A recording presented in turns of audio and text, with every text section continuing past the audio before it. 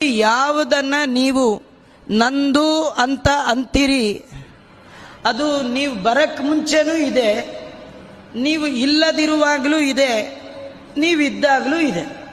ನೀವು ಯಾವುದನ್ನು ನಂದು ಅಂತೀರಿ ಅದನ್ನು ಬರುವಾಗ ತರಲಿಲ್ಲ, ಹೋಗುವಾಗ ತಗೊಂಡು ಹೋಗೋಕ್ಕಾಗಲ್ಲ ಅಂದಮೇಲೆ ನಂದು ಅಂತ ಏನು ಮಾಡ್ಲಿಕ್ಕೆ ಸಾಧ್ಯ ಇದೆ?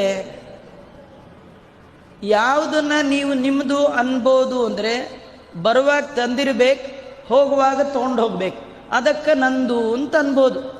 ಈ ಆಫೀಸ್ಗಳಲ್ಲಿ ಹೋದಾಗ ಚೆಕ್ ಮಾಡ್ತಾರೆ, ನೀವು ಆಫೀಸ್ ಒಳಗೆ ಹೋಗುವಾಗ ಏನು ತೊಗೊಂಡು ಹೋಗಿರ್ತೀರಿ ಅದನ್ನು ಬರುವಾಗ ತರಬಹುದು. ಅದು ಬಿಟ್ಟು ಆ ಡಬ್ಬಿ ಒಳಗೆ ಇನ್ನೇನಾರು ಹಾಕ್ಕೊಂಡು ತಗೊಂಡು ಬಂದ್ರಿ ಒಳಗೆ ಹಾಕ್ಬಿಡ್ತಾರೆ ನಿಮ್ಮನ್ನು. ಹೌದೋ ಅಲ್ವೋ? ಹಾಗಾದರೆ ದೇವರು ಕೇಳ್ತಾನೆ, ಬರುವಾಗ ಏನು ತಂದ್ರಿ, ಹೋಗುವಾಗ ಏನು ತೊಗೊಂಡು ಹೋಗ್ತೀರಿ ನೋಡಿ, ಅದನ್ನು ಮಾತ್ರ ನಂದನ್ನಿ, ಮಿಕ್ಕಿ ಯಾವುದು ನಿಮ್ದಲ್ಲ.